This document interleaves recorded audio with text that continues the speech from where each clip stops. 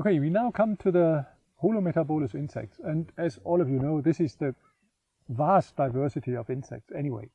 So the evolution of a pupal stage was extremely successful and allowed this amazing radiation of the holometabolous insects. We're not going too much into details. We will go through major groups, of course, of the holometabolous insects, and I will start off with the hymenopterans. In general, the phylogeny of the insects is well resolved by now, and this also applies to the holometabolous insects. But until recently, there was just some dispute, what is the basal group of the holometabolous insects? And with molecular tools, there is increasing evidence that it's in fact the hymenopterans. If we go into the hymenopterans, we come to one of the most interesting and fascinating stories in evolution in the insects from my perspective. And this is very much related to the diet and switches of the diet and way of living, of course, making prey and so on. And I will go into a bit into that story. If we start off with the basal groups of the hymenopterans, this is what we call the symphyta. So this is hymenopterans where the thorax and abdomen are parallel sided. So there is no narrowing in between. And all these symphytan hymenopterans are, well, virtually all of them are herbivorous. So they feed on plant material, in part also wood, at least as larvae. There is a number of groups. We only found one. There is one large family in the symphytans, which is the most speciose group. This is the tentridinid wasps, Tentridinidae, the bloodwespen. This is a similar family. The cephid wasps, Cephidae, yeah, they kind of resemble also the tentridinids. The abdomen is a bit more slender. The ovipositor actually is rather short or non-existing. Often they are typically yellow, blackish and with yellow bands, and the larvae live in grasses. Now this is basically some of the typical characters. You can see this straight basically line all along the body from thorax to abdomen. Okay, now we have a typical kind of problem. The symphyta are obviously, they are recognized today as a paraphyletic group, and the reason for that is that there is one group in the symphytan wasps which forms the sister group of the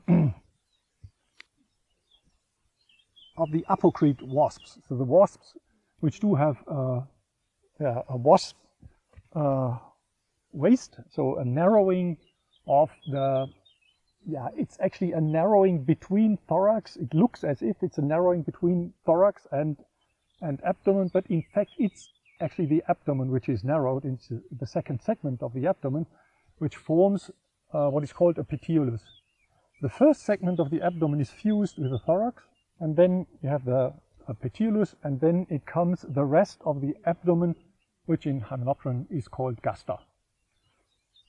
So there is one group in the symphytan wasps which forms the sister group of all of the Apocrita wasps, which we assume and know basically are monophyletic. And there is also now it was long hypothesized there is one group with an interesting way of life, the orosids, which actually are not phytophagous but are parasites. And it's also now, there is good molecular evidence that this is true, that the orosids really form the sister group of the all the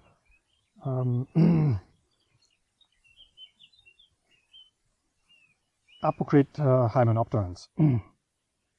We cannot go into the details of all the Apocrita hymenopterans, especially not on all these kind of more basal groups, but all of the basal groups are characterized by being, or the predominant diversity of the Apocrita hymenopterans are actually parasites or parasitoids, and we will go into that a little bit, and I will present some of the typical parasitoid groups. So it's similar to these orosids in what is lumped together to the symphyton wasps. The basal groups of the Apocrita hymenopterans are all parasitoids. Well, and how do they live as parasitoids? A parasitoid, the larvae of a parasitoid develops inside of its host. And the typical thing is that the Apocrita hymenopteran has an ovipositor. And with this ovipositor, it lays its egg inside of its host. And this is also an interesting aspect because the ovipositor they use looks very much the same as actually you have seen and you may know from orthopterans, so grasshoppers. And this is an obviously plesiomorphic character.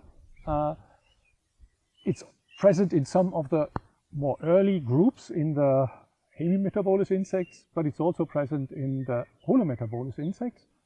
So, yeah, plesiomorphic character. And here, in the symphytons, of course, they also use it very much parallel to the grasshoppers and, and crickets to lay their eggs inside of plants.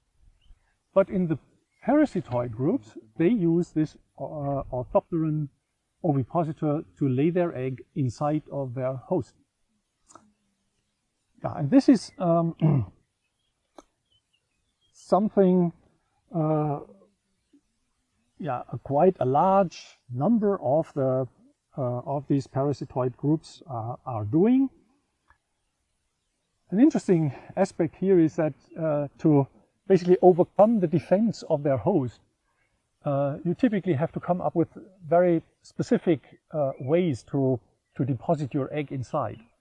And this in the end results in a rather host-specific lifestyle. So a lot of the parasitoid wasps are rather, do have a rather narrow host spectrum. And this is the basis, this specificity is the basis for a huge radiation.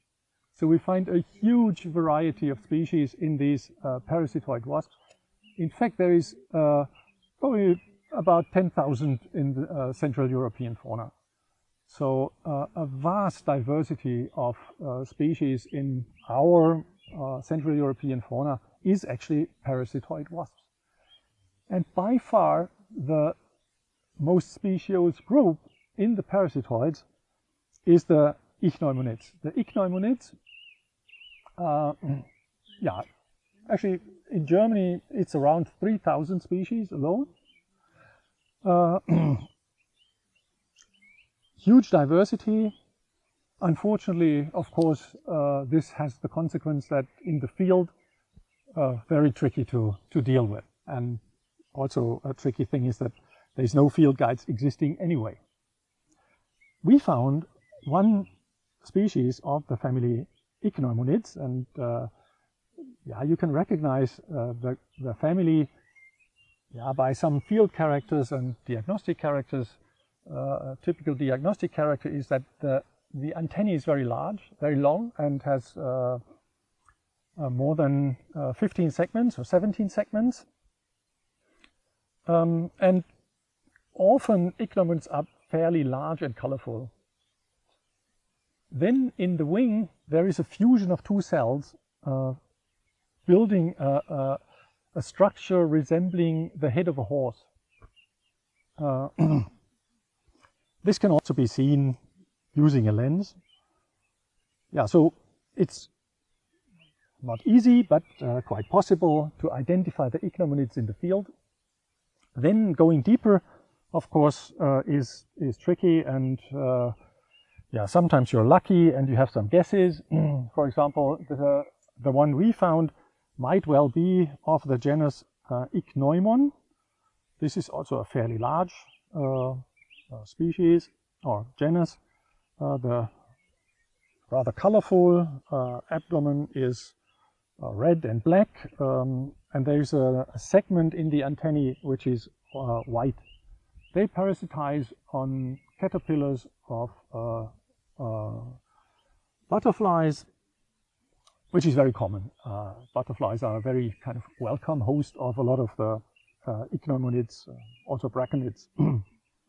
Okay, so we have one example of one of the most diverse group of these parasitoid hymenopterans having an ovipositor resembling what is in the orthopterans. Now, in this group of parasitoids, there is a lot more, and there's a whole complex of families of rather small parasitoids. And one kind of superfamily of those is the Calcidoids, Calcidoidea, the Erzwespen in German. The name is because they often are kind of heavily sclerotized and very shiny. And this also applies to the one we found, which might well be one of the families of the Calcidoids, a Pteromalid. Potentially even the genus Pteromalus, and you definitely need a lens to look at them, because they're really very tiny. But if you look with the lens, they're really super nice. They're very shiny. This one is wonderful green, shiny. Maybe it's about 2 millimeters or something. In some of the groups of these calcidoid wasps are actually the smallest insect existing. There's mymerids living in the litter layer, in soil in particular, and they're well less than half a millimeter. They parasitize at various hosts. Some of the calcidoids also are parasitoids on eggs of other insects. Very widespread, very variable. In total, in the Central European fauna, there is at least 1,000 species of these calcidoid wasps. Now, all this now is members of this, what is also called the Parasitica, which again is actually a paraphyletic group. We will see, and I will explain a bit. As the name suggests, most of them are parasitic, but at least some of them kind of turned back to be phytophagous, some of them as gall formers. And this applies to the Cynnipid wasps. And one very characteristic Cynnipid wasp is forming galls on roses, and this is Diplolepis rosae. Very easy to recognize. If you see kind of roses and watch closer, you may see these kind of ball-like, hairy ball-like structures, and inside of these galls, the larvae of Diplolepis is developing. There's interesting aspect because this is a peculiar, nice structure, potentially also of use for other species, and in fact there is another species which just uses this structure for also laying its eggs in.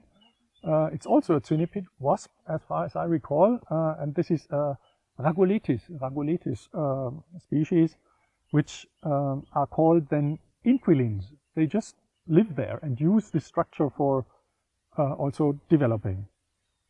Cynipid wasps are also, from their from evolutionary biology, a rather kind of strange life cycle.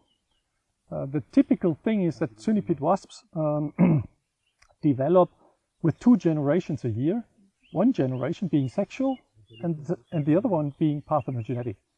This is a bit strange because only having one parthenogenetic generation is kind of very unusual. But actually in Diplolepis this is not the case, so it's not in all of them. Okay, with this we come to the next major evolutionary novelty in Hymenopterans, and this is the development of a stinging apparatus. This is the aculeate Hymenopterans, so Apocrita. And of course, now again, the topic is similar to the Symphyta. Actually, there must be one sister group in this complex of Parasitica which forms the sister group of the aculeate Hymenopterans. I'm not perfectly up to date. There were various discussions. Potentially it's actually the Ichneumonidae, but it's, as far as I know, not really firmly resolved. The interesting thing is now the sting is basically the transformation of the ovipositor, of the orthopteran-like ovipositor we saw in the Symphyta and Parasitica. The sting now has a peculiar function, of course. It's able to poison, but also to tranquilize a host, for example. So the point is that most of the kind of early derivative lineages in the aculeate Hymenopterans are still parasitoids. But they now cannot lay their egg anymore inside of their host, but they just sting their host, tranquilize it, and then they lay the egg on top of it. And the hatching larvae then has to make its way into the host and then consume the host and develop inside of the host. There's a number of these basal lineages of stinging parasitoid Hymenopterans, and we do have one which, from an perspective of kind of body color, probably is the most fascinating, and this is the Chrysalids, the Goldwespen. They are also very typical for a habitat where we sample, so they actually are common, fairly common on these south-facing, more warmer, grassy areas. And this also is related to their host, because they parasitize in solitary bees. And what they do actually is they crawl, they are waiting outside of the burrow of these solitary bees until the bee Andrena or Halictus or whatever it is leaves its burrow, and then they sneak into and then lay their egg inside. And the hatching larvae there is then eating up the pollen and nectar which was provisioned by the solitary bee, including the larvae. Also an interesting thing related actually to the color and strong sclerotization of these Chrysidid wasps is that they can actually bend their gaster to the head and thorax and build a kind of ball. It's not perfectly round, spherical, but it's look a bit like an egg. But in this way, they protect themselves.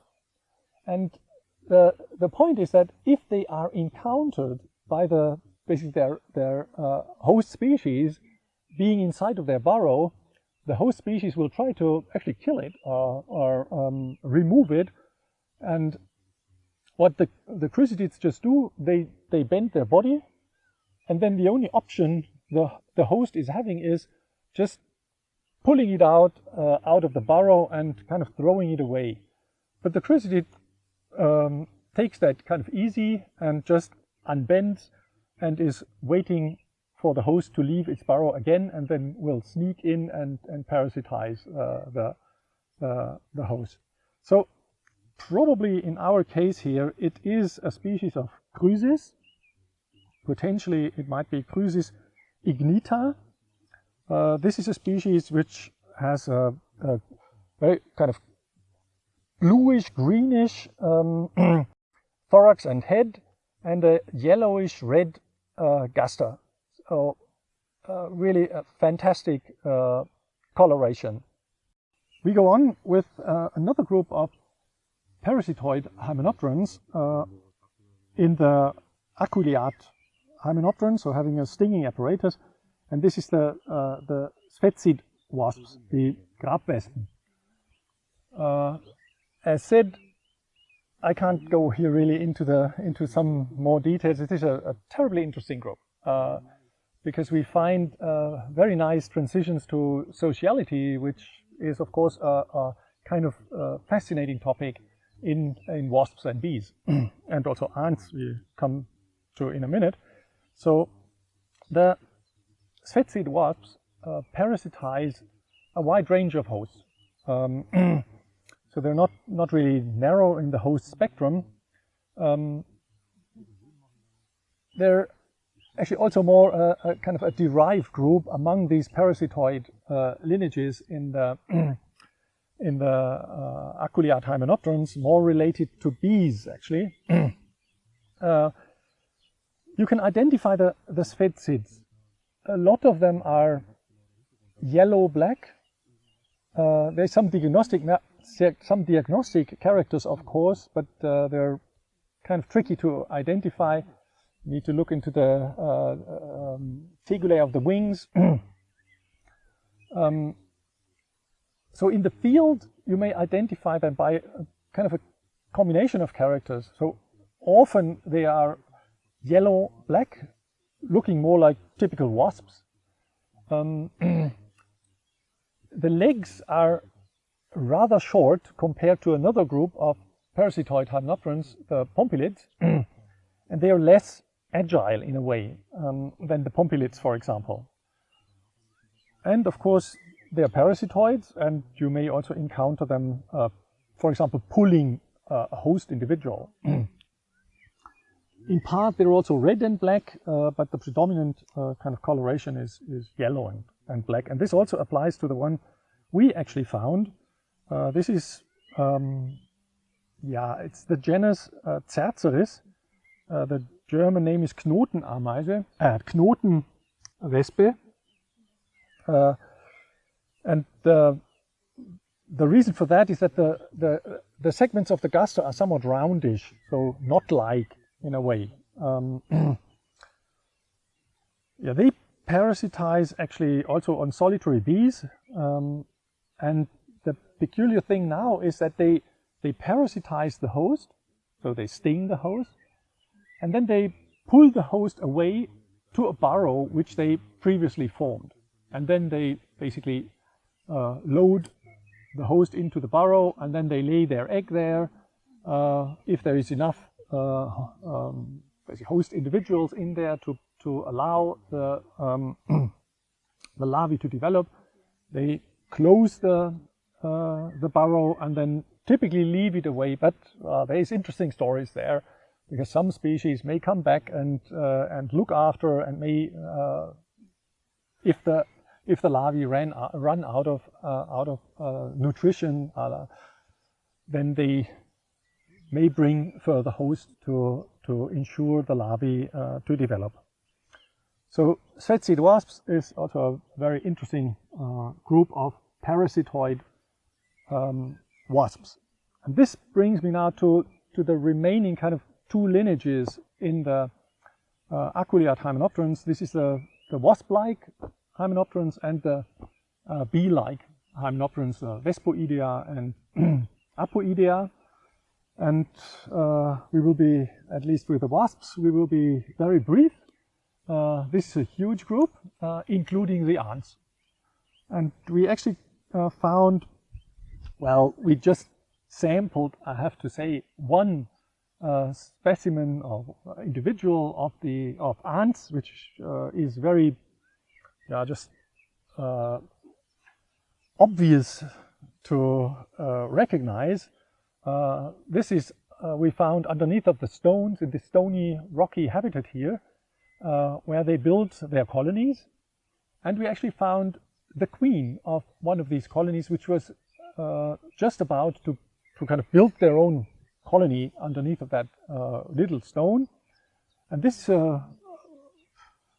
one of the largest ants you may find in Central Europe. It's of the genus Camponotus. Rosae, I always have kind of difficulties with these German names, but so Camponotus, and Camponotus, also the workers are very large, but the queen is of course impressive. You may recognize actually Camponotus just by size, but a diagnostic feature is also that the head is rather wrinkled and also really big. It's actually, well, it belongs to the group of ants which do have these Schuppen, Schuppenameisen, so the Formicid ants. So a scale-like structure. So the petiolus actually is forming a scale-like structure. This is in all these Formicid wasps, and there's another group, the Myrmicid, the Myrmicid ants, which do form a knot-like structure in the petiolus. So certainly, if we would have looked in more detail, we would have found quite a few more species, but this was the most impressive, which we wanted to kind of share with you. And with this, I'm kind of done with the wasps and this overview of the Hymenopterans, and Svenja will go on with the bees. Okay, so hi again. Now I want to introduce you into another group of these Apocrita taxon. So Stefan told you about the Cerceris, and now we look into the second big group, which are the Apidae, so the true bees. In Germany there's, well, apart from the honeybee, more than 500 more species of wild bees that we can find here. And of course they're very popular, and you see them in the media often because they're seen as very important pollinators. And the reason for this is basically that they collect pollen and nectar not only for themselves, like many other animals do that you visit, that you encounter on flowers, but also for their offspring. So they have to visit these flowers and also travel between flowers much more often than other animals. Yes, and the Apidae are like also ecologically, of course, they are all phytophagous, but apart from that, they have a very diverse ecology. So, for example, their feeding behavior, there are some that are oligolectic, meaning that they only feed on one genus or one family of plants. Some are polylectic, meaning that they collect pollen and nectar from various plant families. And also there's different types of like mechanisms for collecting these pollen. For example, there's some, the small Huleus ones that collect pollen and nectar in their crop, so they don't have any special structures on their body to collect this pollen. And then there's like these typical ones with this pollen basket on their hind tibia, like also the honeybee has.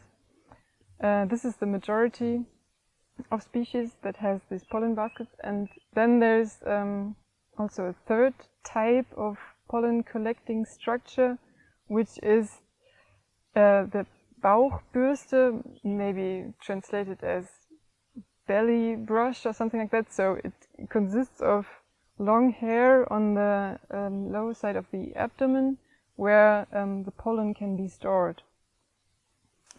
And this also leads me to the species that I want to introduce to you. There's one group of wild bees that have these belly brushes. It's the Megachilidae, and here we found two species of the Megachilidae.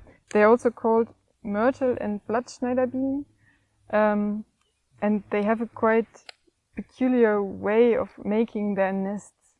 So the females of most species of the Megachilidae, they cut leaves, pieces from leaves that are usually like circular round, and carry this to their nests, and then put it on the outer side of their nest cells, and then put the pollen and nectar ball inside together with the egg.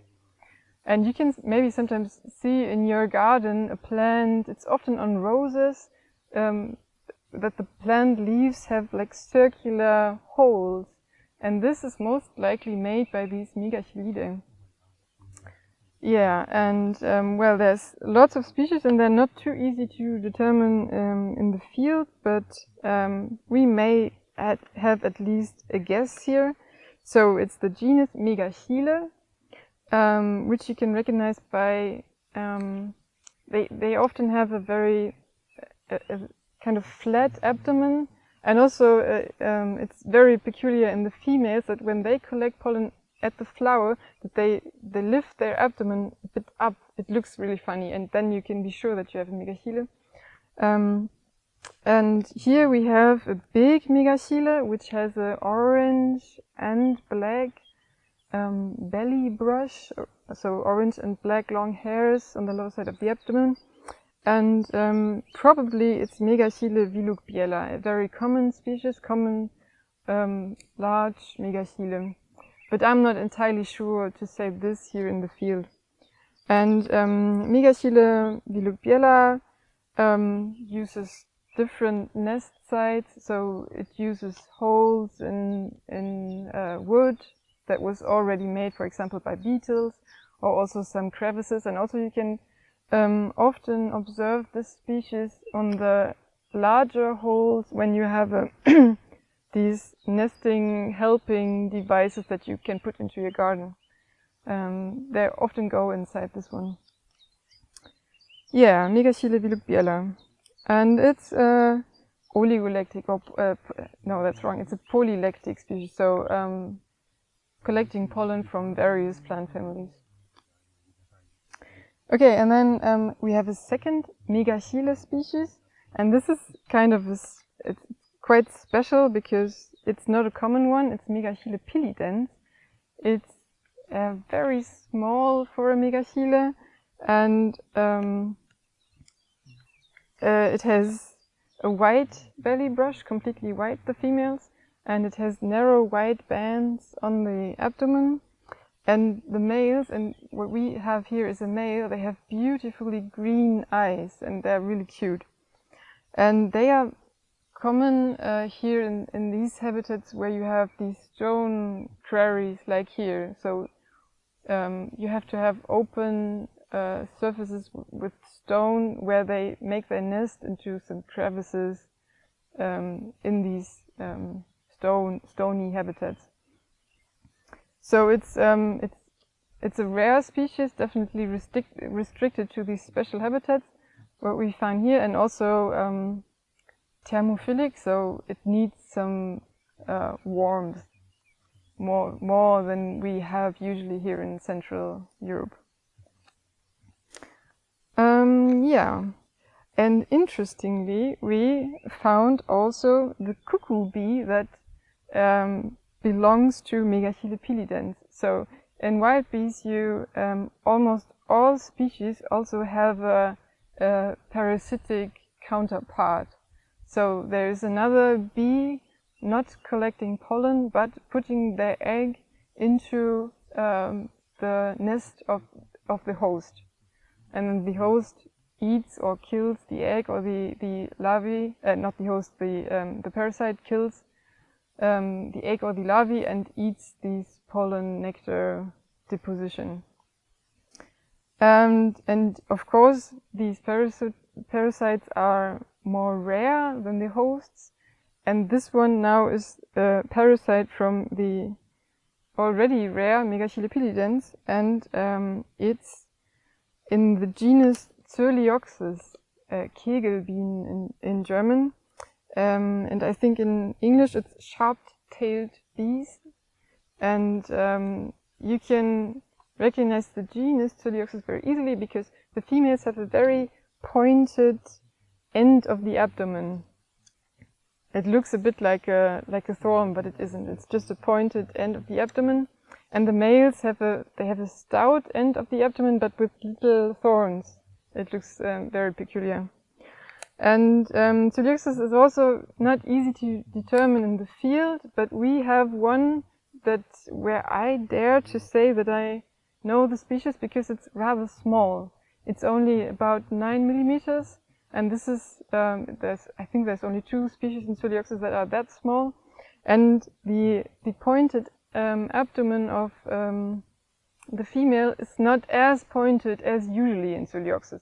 So I would say that it's Coelioxys afra. And this is the cuckoo bee, so the brood parasite of Megachile pilidens. So it fits quite well. It's quite rare, especially the further north you go. So I think in Lower Saxony it hasn't been observed very often yet. So we call ourselves lucky that we found it here. Yeah, and this is Coelioxys afra. It puts with this long tip at the abdomen. It pierces into the already closed cells of the Megachile, so through these leaves that surround the cell of Megachile, and then puts the egg next to the eyeball. And it sometimes happens that several Coelioxys females put their eggs into one host cell, and then it's just like the larvae that hatches first kills the other or eats the eggs of the other. So only one can survive on these pollen deposition. Yeah, and then maybe we look into one more genus of wild bee, because I just want to show you this genus because it's the most common. It's the most species rich. It's Andrena, die Sandbienen. As the name says already, they usually nest in the soil, which the majority of wild bees does, that they build their nest directly in the soil, so they need open soil patches, which you don't have in a high nutrient meadow like the most meadows are. But here we have quite many, because it's so poor, the soil, that the plants don't cover everything. We have some patches of open soil, so it's very good for Andrena to find some nesting places. And the genus Andrena you can recognize by some more or less elusive characters. One of them is that they have a so-called fovea facialis. This is a field of short hair that is between the eyes. Next to both eyes on the inner side, there's a long field with short eyes, and it's called fovea facialis. I have no idea what species it is. It's a small one with not many characters, so I stick to the genus Andrena, and that's fine. So, okay, now I briefly want to show you some nice books for the group, for the Hymenopteran group. Well, for the basal groups, there's not too much literature with nice photographs.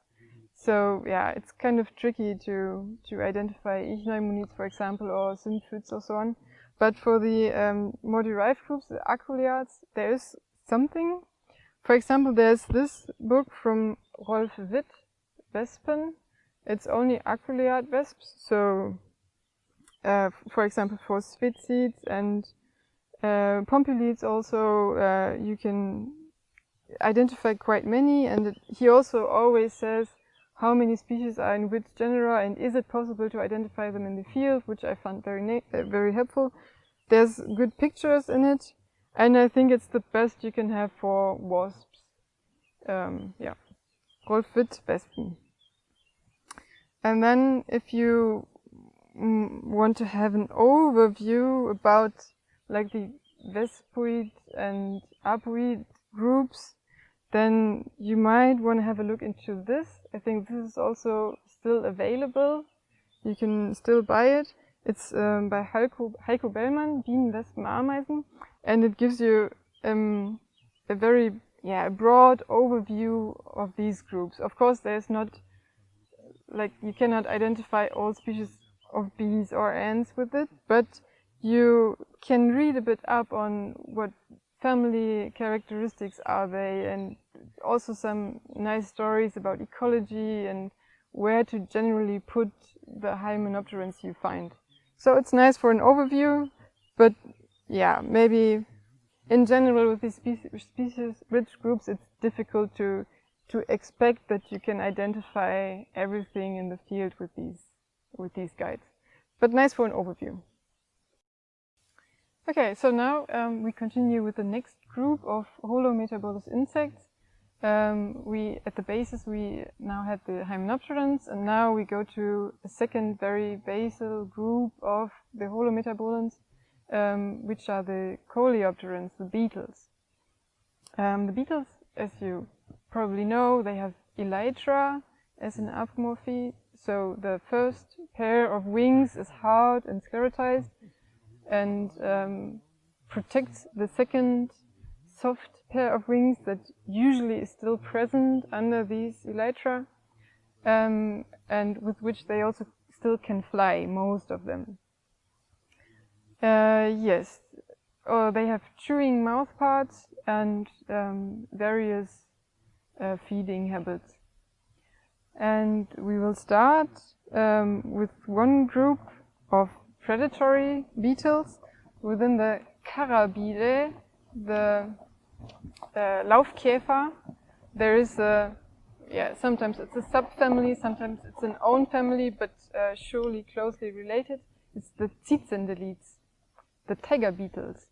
The tiger beetles are often very colorful. They are always a bit flat, and they are very good runners. They have long legs, and they have large mandibles and large eyes, and optically orientated hunters, and hunt mainly on the ground.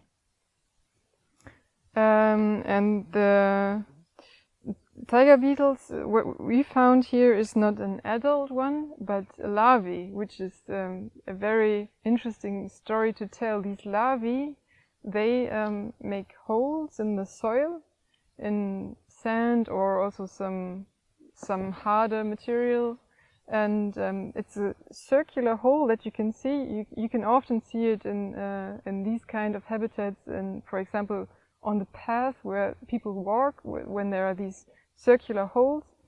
And the larvae has a very special morphological adaptation. It has a round plate formed by the head and parts of the pronotum that kind of closes this circular hole. And then the antennae and also the eyes and the mandibles look up from this plate. And then they clear a bit the surrounding of this hole, and then they watch out for prey. For example, ants is a very abundant prey of these larvae, and they have eyes, like I think 6 eyes, that are orientated in all directions, so that they can see their surroundings very well. And this is also the reason why you often don't see the larvae itself when you encounter these holes, because then they go deeper into the hole because they see you from quite far away. But then they catch prey and they drag it into this hole, and also ingest some kind of poison, and extra-intestinally digest this prey and then suck it up. Yeah, and you can also see on the larvae that on the abdomen there's a little hook or two little hooks with which they anchor themselves in these tubes, especially during this process of catching their prey, so that they stick to their tube and don't get dragged away. Yeah, it's very cool that we found one, and we're happy to show you this to you here. Yeah. Okay. So then let's go to the next family.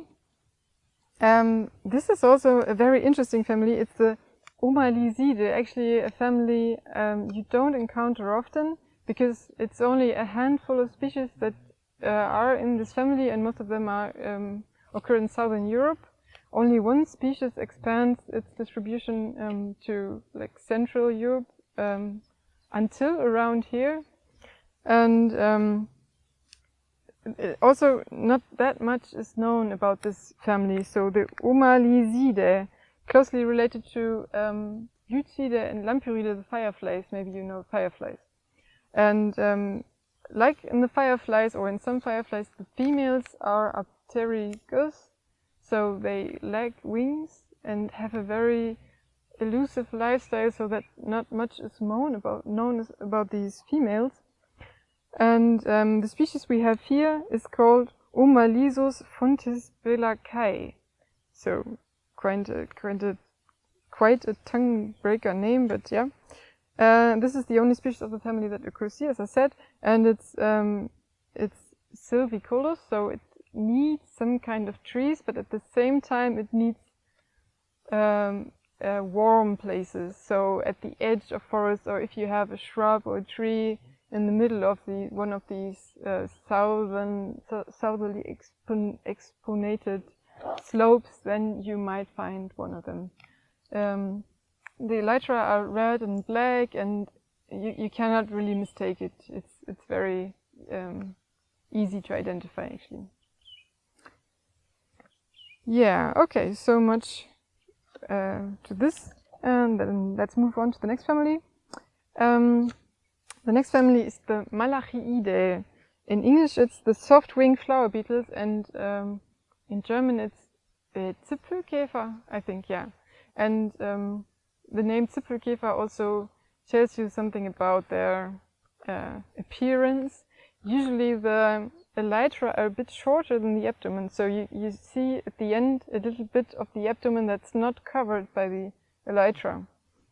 Many of them are quite colorful, and a special trait of this family is that they have so-called excitators. It's a special organ in the males, and it's located either on the head or in the end of the elytra, and it produces a gustatory substance, and the females bite into it, and then at some point feel like they want to mate. So it's a motivation to mate for the females. And this is only in Megachilidae, so only in this family. The adults feed on pollen, and you can often find them on flowers, especially on Doldenblüte, Apiaceae. And the larvae are predatory. Some adults also are predatory. And the one we found here is Clanoptilus elegans. So it's not the very, very common Malachius bipostulatus, but another one that's a bit more rare, but you can also find it here and there. So Clanoptilus elegans, and you can recognize this species by its very yellow face, and also little dots at the end of the elytra are very yellow and not like orange, reddish like in Malachius bipostulatus, for example. Yeah, so Clanoptilus elegans, a Megachilidae. So then we go on to another very cool family of beetles. It's the Buprestidae, the Buprestids, the jewel beetles, or in German Prachtkäfer. it says already that they're usually, in fact, very beautiful, often metallically shining and of various colors and cool patterns, especially the large one, but also with a major species richness in the tropics. I think it's much more than 10,000 species worldwide, and in Germany it may be 100 or something like that. But still, and also in Germany, most of these species you can find in the south or in the Rheingraben, for example, where it's warmer. So they're thermophilic and they're all phytophagous. The larvae live in dead wood or also in herbaceous plants or grasses, and the adults, you often encounter the adults on flowers, especially on, for some reason, on yellow flowers. So especially the small ones, the small buprestids, you often find sitting on yellow flowers.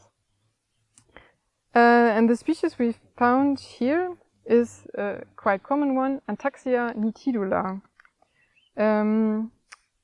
It has a sexual dimorphism, with females having a red pronotum and green elytra, and the males usually being more or less completely green. And this one lives under the bark of fruit trees that we also find here in the surroundings. Yeah, and they're actually quite common, maybe the most common buprestid we can find. Okay, so we move on to the next family, and this family is the Carabidae, the scarabs, Blatthornkäfer in German. And the name again tells you the one important character of these families, which are the antennae. They are clubbed, so there's like a little ball in the end, and this ball is made of plates, so lamellae. They are also called lamellicornia, and these plates they may be fanned out to receive orders, for example, or they may be as a ball, like contracted to a ball. But yeah, you can easily recognize the scarabs by these typical antennae. And within the scarabs, which in the base were all saprophagous, there has been two major radiations. One was connected to the radiation of the angiosperms and resulted in a lot of species that are rhizophagous, and the other one was connected to the radiation of the ungulates. So there were lots of species that are coprophagous, so they feed on the feces of these ungulates. And this is also the one we found here, one of these coprophagous species, Ontophagus, and it's whether the species Ovatus or Ioannae. They're quite hard to distinguish, these two species, but it's for sure one of them. It's small and black, and you can perfectly see these clubbed antennae, and also thorned forelegs with which they can dig themselves into the feces. Yeah, and then so the feces, they provide their offspring with feces actually as food, and take parts of these feces, and I guess they dig a tunnel into the ground right under these patch of feces, then deposit some, put some feces there and deposit an egg onto it, and then the larvae feed on these feces. Yeah, okay, so let's move on to the next family, which will be the chrysomelids. Chrysomelids are a very species-rich group within the beetles. I think around 35, if I recall correctly, 35,000 species worldwide, so quite a lot. And in Germany, around 500, so also quite a bit. Yeah, called leaf beetles or Blattkäfer. And they are also often very colorful, very, very shiny. They have, their antennae are not broadened in any way, but more string-like. And yeah, occur in various sizes. And often they also are, so they're all phytophagous and often quite strictly connected to one plant, genus or family, or sometimes also species. So oligophagous, you would call that. And the genus we have here is Cryptocephalus.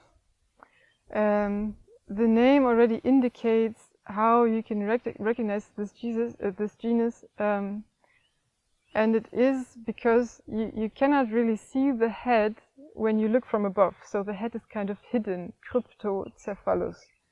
And also they always have very long and thin antennae. This is also typical for this genus. I think in German they're called Fallkäfer because, yeah, when you try to catch them, they quite soon before you can approach them, they fall down, which is true for many beetles, but maybe in particular for them. Yes, and it's a very species-rich genus within these chrysomelids, but some of them you can recognize by their typical coloration and patterns, and also when you know from which plant you grab them, it's always helpful in chrysomelids. And we found actually three different species here, and I would just show you all three. One is Cryptocephalus vittatus, and it's black and yellow, and it has 4 yellow stripes on the elytra. And I think it cannot really be mistaken with any other one. Very typical pattern. And it feeds on Besenginster and Margerite, which occurs around here, so it's plausible to find them.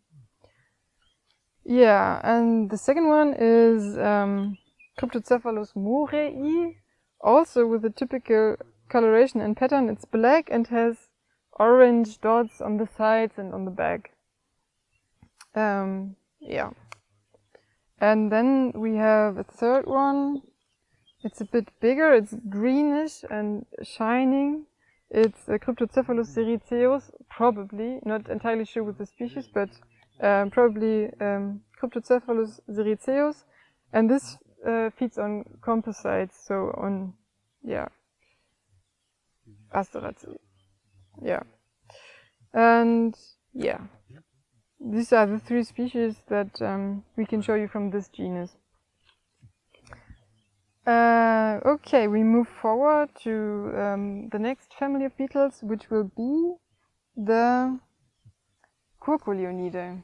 And this is the most species-rich family within the beetles, with, I think, 50,000 species worldwide that are described.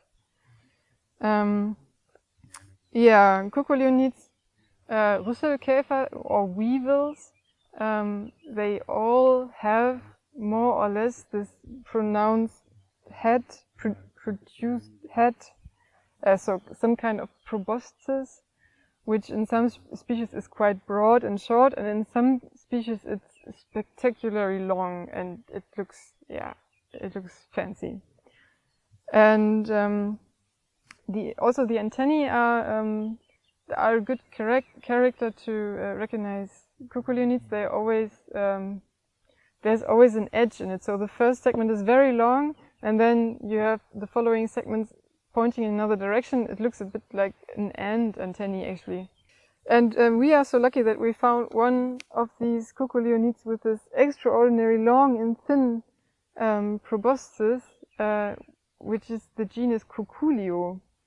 There's several Coelios living on different host plants. This one is the acorn weevil, called Cuculioglandium living on acorns, and there's also some around here.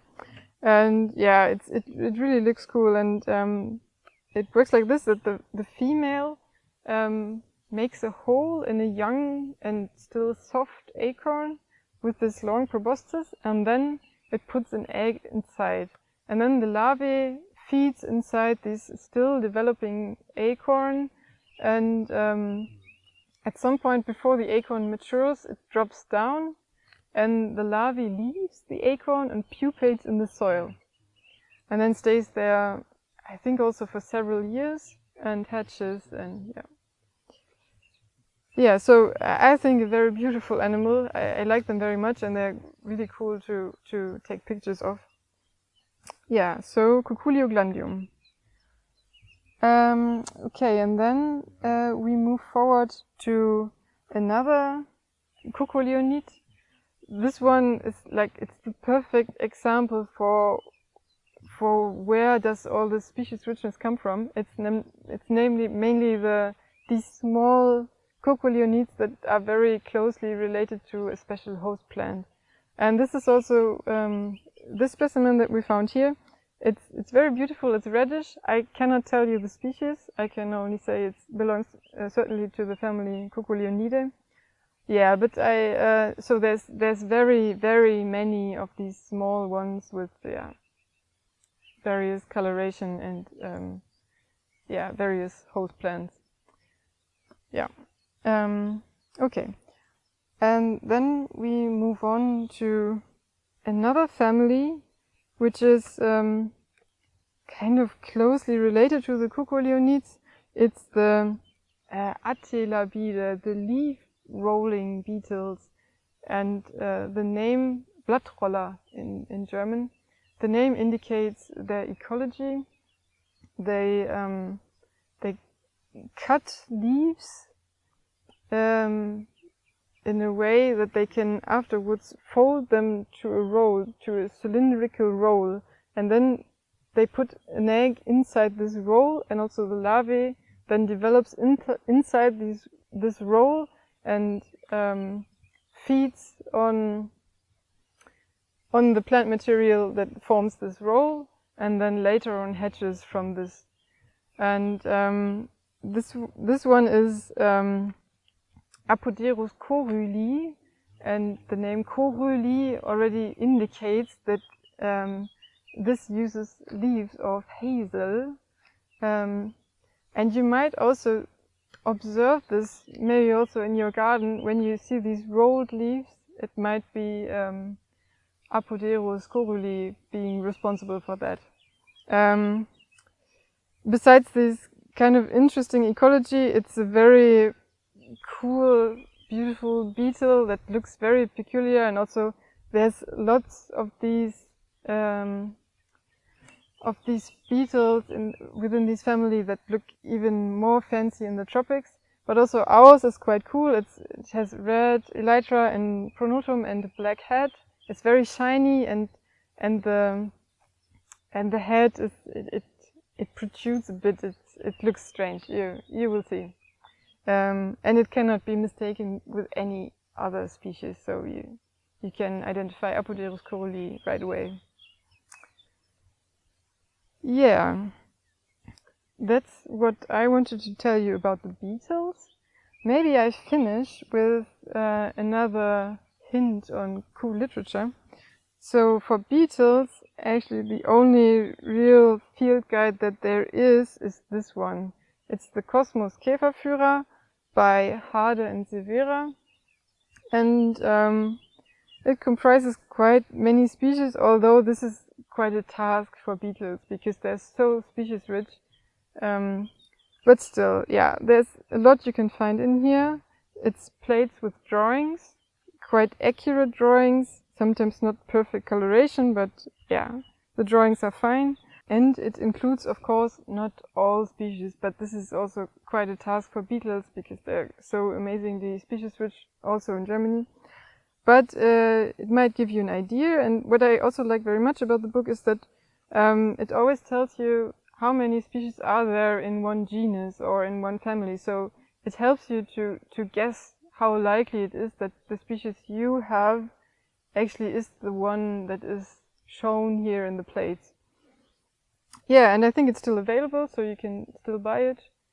Yeah, and I think it's the best beetle book there is on the market at the moment.